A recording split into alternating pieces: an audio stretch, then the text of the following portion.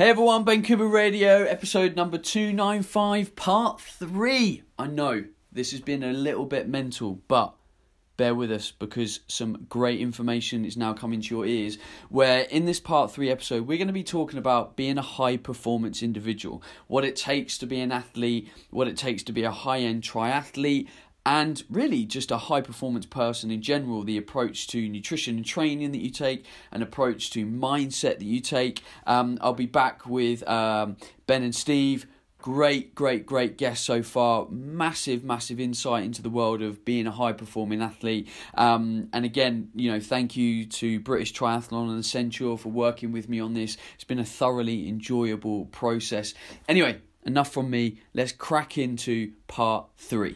Hello, we are back. Episode 3 is upon us, where we are going to be talking again with Ben and Steve from British Triathlon. We're going to be talking about fine-tuning your body to an athlete. We've talked about the groundwork, nutrition, well-being, setting the stage. We've talked about where you might go, the competition, where you're going to start off. Now, I want you to have in your sights fine-tuning your body to being an athlete, nutrition, training. What does it all look like? So Ben, Steve, if we start to talk about the athlete, we start to get really specific. I kind of want to start off on a recovery point, because I feel as soon as people start training hard, it's the first thing that I get asked as a performance nutritionist: how do I recover better? People are starting to get sore, they're getting a bit tired. Where are the top points, the top things that we need to cover, so we are recovering really well. We are recovering like an elite level athlete. It's the simple things. Again, it's keeping it sort of as least complex as possible. I think if you say, you give an example of immediately post training session, I think the most important thing from a nutritional point of view is getting that the recovery nutrition in that 20 to 30 minutes makes such a big difference. Not only for your recovery, but actually for getting the adaptations from whatever training session you've just done. So if you think of it from the point of view of if you want to make the most of that 1 hour ride or 30-minute run or whatever you've done, you're only going to get the real benefit if you then get that recovery nutrition coming in that 20 to 30 minutes. It's not always just people, I think, get caught up on it's got to be protein. It's a bit dependent on the type of exercise you've done. A lot of triathlon training is low level, low intensity, just longer duration stuff. So a mix of carbohydrate and protein in that recovery is important. General rule of thumb, I think, and you'll correct me if I'm wrong, but is the higher the intensity, the more muscle damage that you've done, then the more percentage of protein you want to have in that recovery. The next big thing, and it's the obvious, and when you go to seminars or workshops or whatever on recovery, and the biggest and brightest minds in the field is sleep is king. Sleep is it's anything else that you can think of about recovery, sleep trumps every single one of them. And so therefore how you make sure that first of all you're getting enough sleep, that you're you're sleeping at the times that are appropriate, and what's your pattern. What in this day and age the big thing is we're connected all the time, and what we describe as sleep hygiene, which I always think is a bit of a funny term, but it's what are the things you're doing to make sure that when you put your head on the pillow you're really ready to nod off, rather than you putting your head on the pillow and you've got 1,000,001 things flying around your brain, and you spend the next 2 to 3 hours awake. You've been in bed for 8 hours, but actually you've only got 4 or 5 hours of sleep. So yeah, the sleep one is a huge part of it, and it's an area they sort of describe as the last low-hanging fruit of elite performance is how do you get that really good quality sleep, because it's so critical. Steve, we mentioned in episode 1 that kind of the emotional balance side of it is really important, and tying sleep into that, I would say number one thing as a coach, if I was to talk about literally anything, is, I would agree, sleep, because sleep sets the stage for you to be able to actually get on the bike or in the pool and actually work really hard, for you to actually feel like you're doing that. In terms of sleep, I do find the mental side of it is maybe a big battle for a lot of people. You know, they're physically tired, they're quite often mentally tired, but there's a lot going on in their brain. Do you find that a lot of athletes have kind of, you know, maybe meditation routines, reading, breathing, you know, anything to literally, and I agree with what you said, Ben, it's like set the stage for sleep. Like, you can't expect someone always to lie in bed and go, right, sleep. Like, it just doesn't happen like that. It's like anything. You warm up to go on a hard bike ride. Well, how do we warm down our brain to go into a good night's sleep? Do a lot of your athletes kind of do stuff like that? Yeah. So what's really interesting, if you ever met that person who can just hit the pillow and gone, they're off to sleep. They're the envy of everybody. Most of us do need to wind down, like you say, Ben, and we do quite a bit of work with our athletes to figure out what their personal routine is. So some people can start to read a book and just doze off, and that works for them. You know, so sort of very basic, familiar things. Some people can listen to a bit of calming music, or you know, I don't know if you've heard, you know, you can download recordings of ocean sounds and things like this. Different meditative techniques that work for some people, but it is very personal. One of the things to be careful of, and going back to Ben's mention of sleep hygiene, there's quite a bit of research being done within faculties of English Institute of Sport around the effect of, you know, our mobile devices and the light that they give off. You know, the light in particular activates our you know, cognitive senses and keeps us alert and awake. So, you know, you've got to develop some disciplines as well. You know, we're talking about people who want to be better athletes. This is good for you, regardless of whether you want to be a better athlete. Is letting yourself relax and unwind leading into sleep.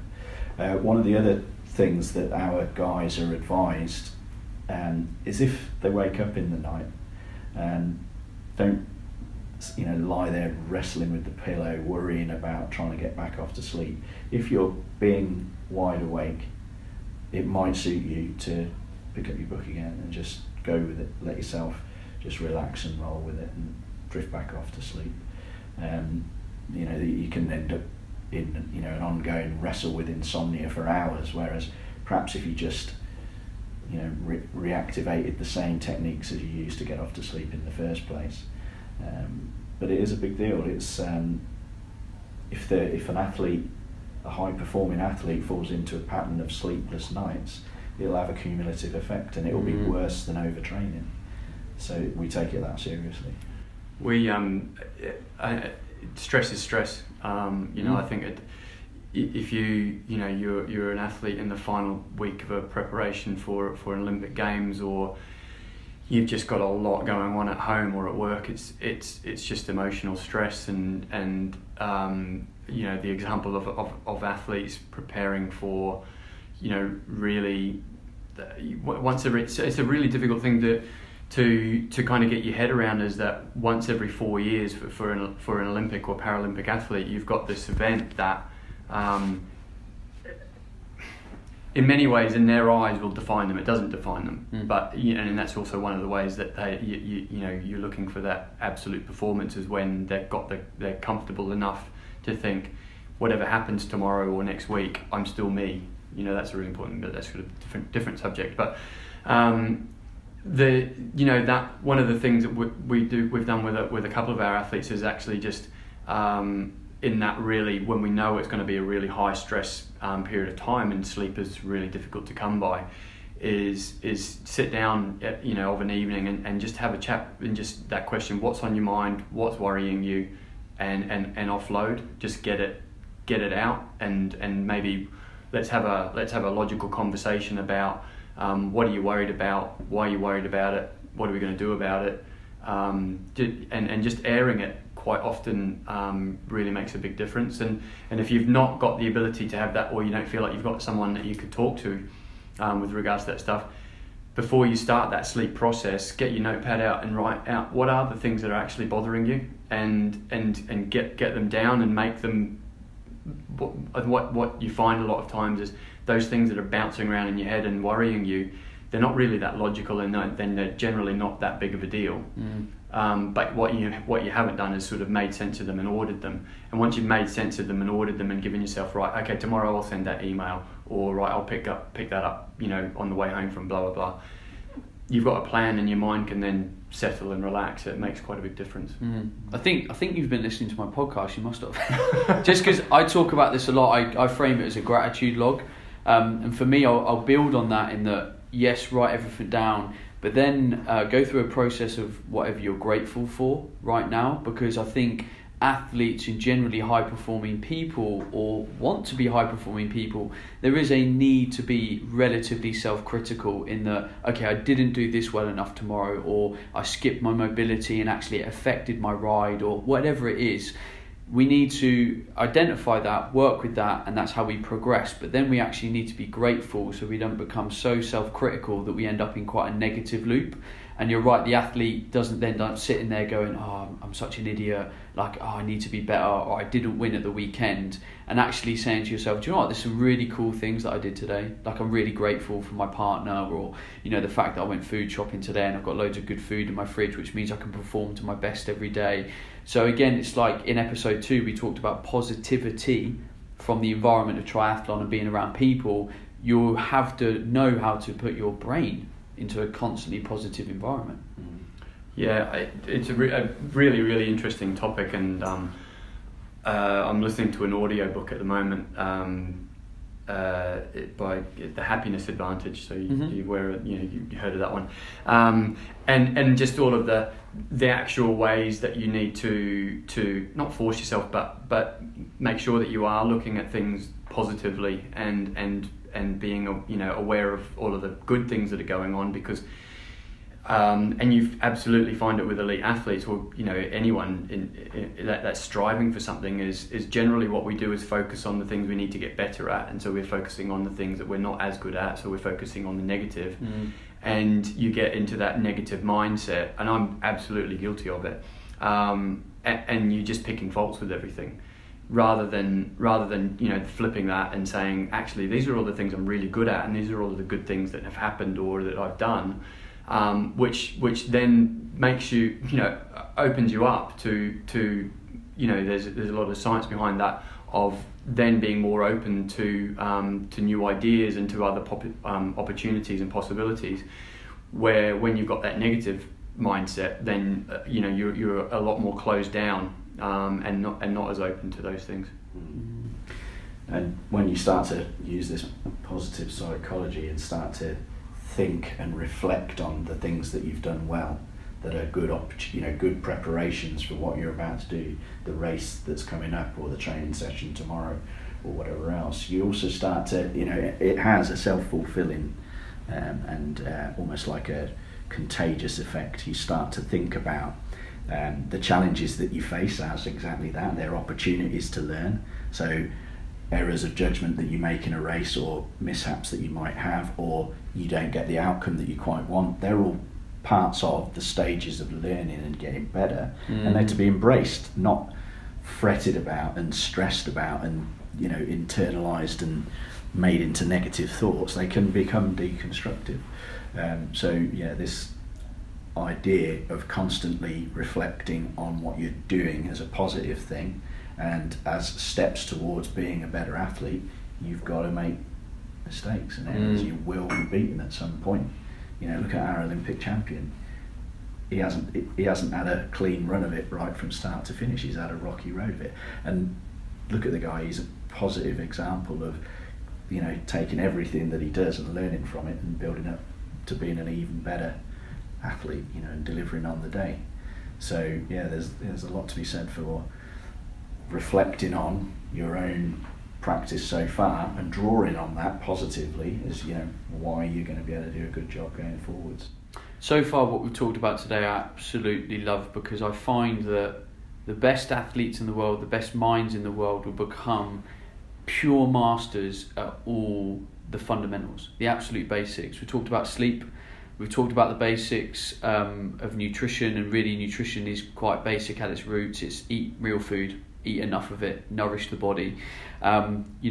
Look at training intensity, but look at recovery. I think we can throw hydration in there as a really safe basic, like get that done, and so much in triathlon. From what I see as an external and from hints that I've picked up from you guys is that, a lot of guys are looking at marginal gains of the weight of the bike, the type of shake that they're taking, what type of nitrates they're taking on board. All of that stuff's really cool, but it is 1-2%. And if you have not got your sleep hygiene optimal, then there's no point looking at whatever post-workout shake you've got, because your recovery just isn't being done.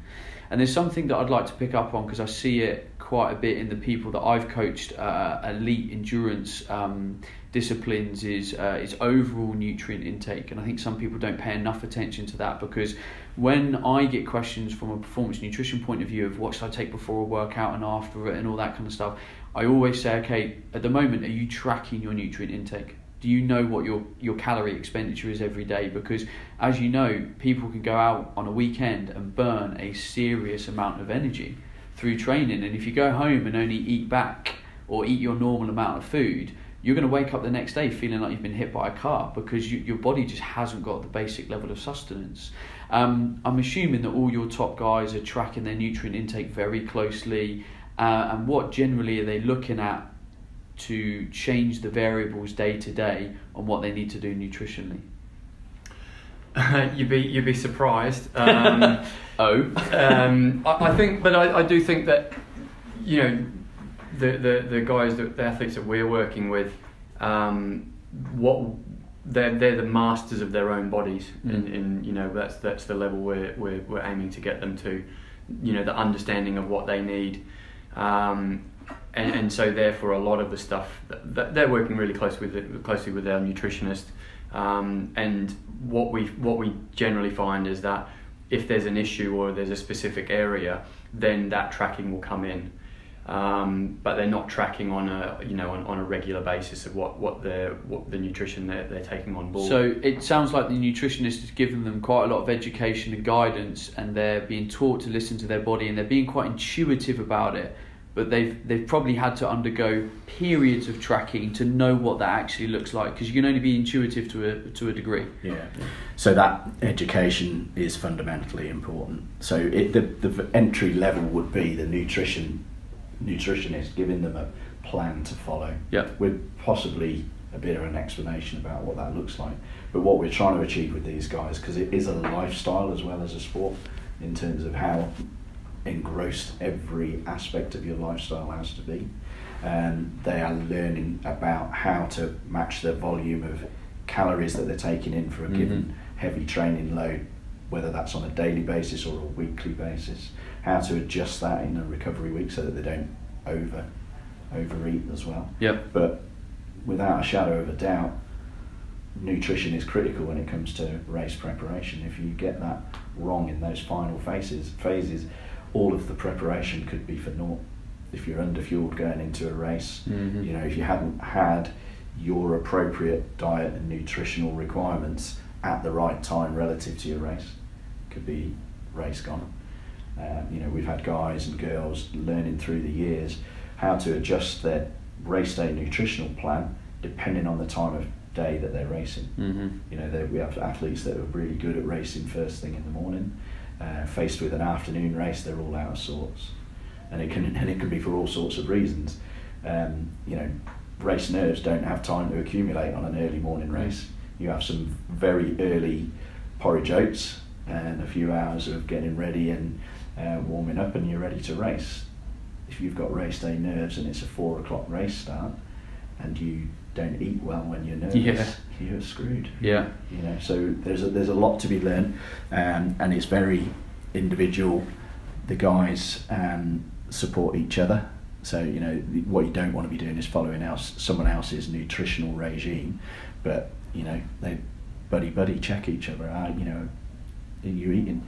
Are you eating on this ride? Are you drinking on this ride? Keeping an eye on each other, because a training ride can be one of two things. If you don't get the nutrition right and you're out for 4 hours, it could be hell on earth, as opposed to just a fairly foundation block of aerobic riding that you fueled really well for. You could come off that in tatters, if you don't get it right. And again, I'm assuming there's a lot of really good information on the BritishTriathlon.org website around all of these topics. Yeah, there is. There's a bit of information on the British Tri website. We did a study, kind of coming back to on that adjusting day by day.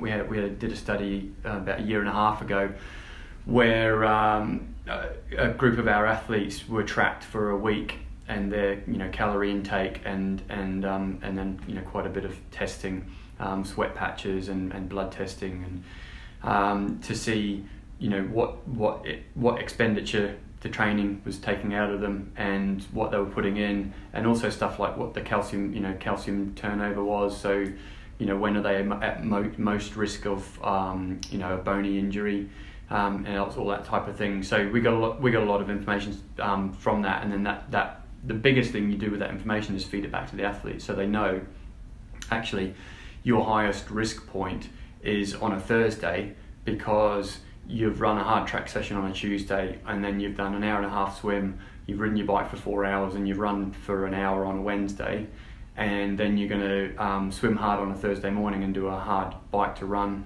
on a Thursday afternoon.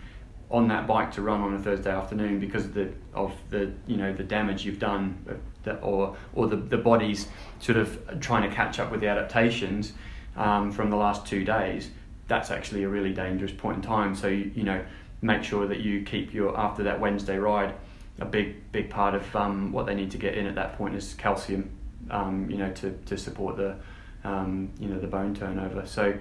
But really, as Steve said, what we're trying to do is get our just give education to our athletes so they can make better decisions. Sure. So last question for me for this final third episode. We've talked a lot about triathlon and it being really an endurance sport. What role does the gym play in all of this? Is there an expectation and a program for your athletes? Are they in the gym without fail once, twice a week, or is it almost an optional thing?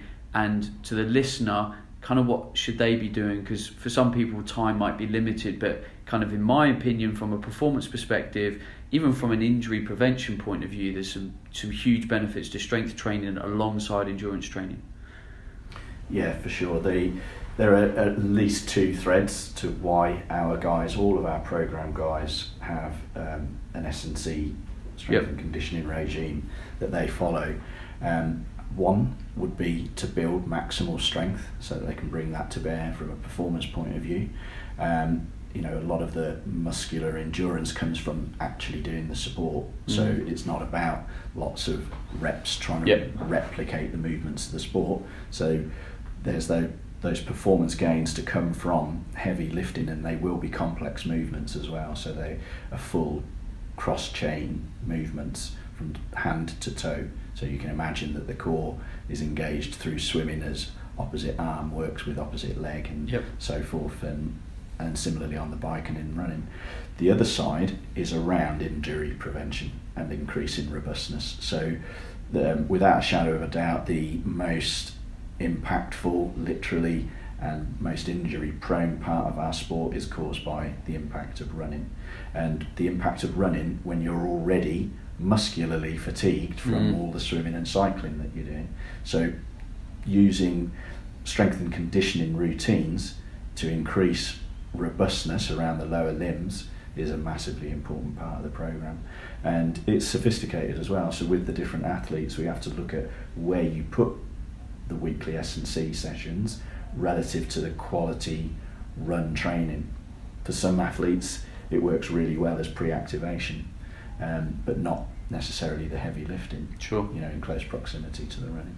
So it's a hugely important part of what we develop over time with the athletes. Well, if you're listening to that, make sure you are combining that to make sure you're getting all the benefits and ultimately the outcome that you're trying to get from your training. Steve, Ben, thank you very much. It's been an absolute pleasure to talk to you. All the best with the athletes, the coaching, whatever is happening and what's coming up. for everyone that's listening to this, I think you can see that really it all starts with the basics, especially from an athlete preparation and recovery point of view. Make sure you're sleeping well, you're thinking well, you're moving well, you're performing well. If not, be critical, but don't be too critical on yourself that it, kind of puts you into that negative loop. Stay in a positive loop. It's the art of being a pro at what you're doing, is staying in a constantly positive loop. Say goodbye, chaps. Thanks, folks, and all the best to your listeners. Hope they enjoyed it. Yeah, thanks very much. Awesome. For everyone that's listening, make sure you follow the links to get more information. Look at the British Triathlon website, look at Go Try, and check the show notes from this show, because lots of information will be in that as well. Whoa, what a cracker of a 3-part little series for episode 295. I know it was a little bit different, but there's nothing wrong with different. It's the spice of life, right? Thanks again to British Triathlon and Accenture for working with us on this. It's been really, really enjoyable. It was fascinating talking to Ben and Steve. Some great insight. Hey, I hope you've enjoyed it. There's another 294 episodes that you can get stuck into if you've enjoyed this podcast thing.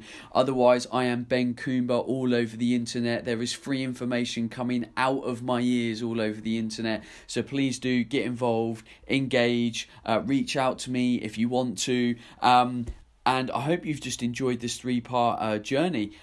Thanks again to Ben and Steve. Thank you for listening. I hope you've learned some cool stuff. And I will see you on next week's show. Goodbye.